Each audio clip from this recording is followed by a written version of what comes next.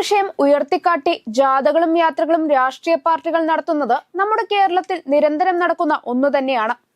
എന്നാൽ കാലക്രമേണ രാഷ്ട്രീയ പാർട്ടികൾ തമ്മിലുള്ള മത്സരങ്ങളെക്കാൾ വലിയ മത്സരമാണ് മുൻനിര വാർത്താ ചാനലുകൾ തമ്മിൽ നടക്കുന്നത്. ചെറിയ മത്സരമൊന്നുമല്ല, പൊരിഞ്ഞ പോരാട്ടമാണ് വാർത്താ ചാനലുകൾ പരസ്പരം നടത്തുന്നത്.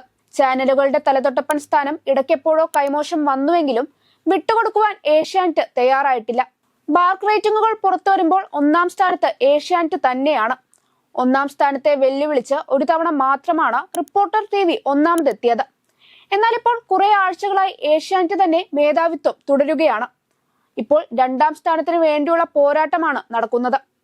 ആ പോരാട്ടം നടക്കുന്നതാകട്ടെ റിപ്പോർട്ടർ ചാനലും 24 ചാനലും തമ്മിലാണ്. പരസ്പരം അവരുടെ മത്സരം വലിയ വൈര്യമായി മാറിയിരിക്കുകയാണ്. വയനാട് ദുരന്തമുണ്ടായ ശേഷം വയനാട്ടിലെ ജനങ്ങൾക്ക് വേണ്ടി റിപ്പോർട്ടർ ചാനൽ ഒരു യാത്ര നടത്തിയിരുന്നു.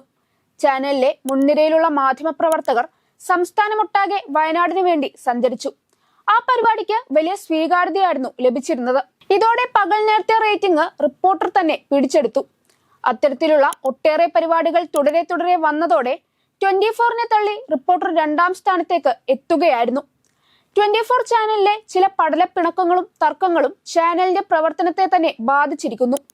ഇതോടെ റേറ്റിംഗിൽ കൂപ്പുകുത്തുകയായിരുന്നു. പിന്നീട് സംസ്ഥാനത്ത് ലഹരി ഉപയോഗിച്ചുകൊണ്ടുള്ള കുറ്റകൃത്യങ്ങൾ വളർന്നു വന്നപ്പോൾ അതൊരു ക്യാമ്പയിനായി ഉയർത്തിക്കാട്ടി റിപ്പോർട്ടർ ചാനൽ വീണ്ടും രംഗത്തെത്തി. ഇതിന് പിന്നാലെയാണ് ഇപ്പോൾ 24 ചാനൽ ലഹരി ഉപയോഗത്തിനെതിരെ തന്നെ ക്യാമ്പയിനുമായി മുന്നോട്ട് വരുന്നത്. 24 ചാനലിന്റെ മുഖമുദ്ര തന്നെ ശ്രീകണ്ഠൻ നായരാണ്. അദ്ദേഹത്തെ ഉയർത്തിക്കാട്ടി മാത്രമാണ് ചാനൽ പ്രവർത്തിക്കുന്നത് തന്നെ. മാധ്യമ പ്രവർത്തനം ആരംഭിച്ച് 40 വർഷങ്ങൾ പൂർത്തീകരിക്കുന്ന നിലയിൽ കൂടി SKN40 എന്ന പേരിലാണ് തിരുവനന്തപുരത്ത് നിന്ന് ലഹരിക്കെതിരെ 24 യാത്ര ആരംഭിച്ചിരിക്കുന്നത്.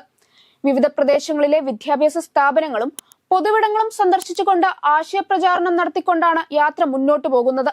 യാത്ര തിരുവനന്തപുരത്ത് നിന്ന് ആരംഭിച്ച് കൊല്ലം പിന്നിടുമ്പോൾ സാമൂഹ്യ മാധ്യമങ്ങളിൽ മറ്റൊരു ചർച്ച കൂടി നടക്കുന്നുണ്ട്.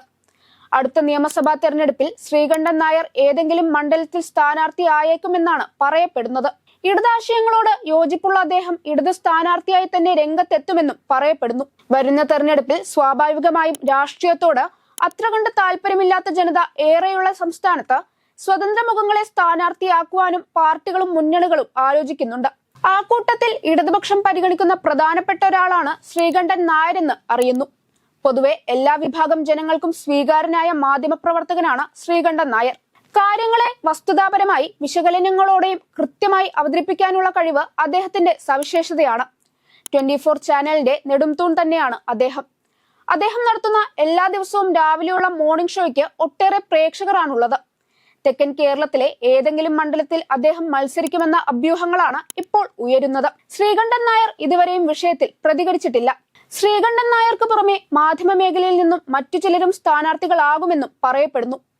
ആ കൂട്ടത്തിൽ മുൻനിരയിൽ BJP പരിഗണിക്കുന്ന ഒരാളാണ് പ്രമുഖ മാധ്യമപ്രവർത്തക സുജയ്യ പാർവതി. 24ന്റെ സ്ക്രീനിലൂടെയാണ് സുജയ്യ എല്ലാവർക്കും സ്വീകാര്യയാകുന്നത്. സംഘപരിവാർ തൊഴിലാളി സംഘടനയായ BMSന്റെ വേദിയിൽ സ്ഥാപനത്തിനെതിരെ ചില ആരോപണങ്ങൾ ഉന്നയിച്ചതോടെയാണ് അവർക്ക് 24 വിടേണ്ടി വരുന്നത്. നിലവിൽ റിപ്പോർട്ടർ ചാനലിന്റെ ഫ്ലോറിലിരുന്ന് BJP രാഷ്ട്രീയം പറയുന്ന സുജയ്യക്ക് അവരുടെ പ്രവർത്തകർക്കിടയിൽ വലിയ സ്വീകാര്യതയുണ്ട്. ഇത് ഗുണകരമാകുമെന്ന് BJP കേന്ദ്രങ്ങൾ കരുതുന്നു. സുജയ്യ പാർവതിക്ക് പുറമെ വരുന്ന തെരഞ്ഞെടുപ്പിൽ റിപ്പോർട്ടറിലെ തന്നെ അരുൺകുമാറും മനോരമയിലെ നിഷ പുരുഷോത്തമനുമൊക്കെ സ്ഥാനാർത്ഥികളായേക്കുമെന്നും പറയപ്പെടുകയും ചെയ്യുന്നുണ്ട്. CPM അരുൺകുമാറിനെയും കോൺഗ്രസ് നിഷയെയും പരിഗണിക്കുന്നുണ്ട് എന്നാണ് സമൂഹ മാധ്യമങ്ങളിൽ പൊതുവെ നടക്കുന്ന ചർച്ച.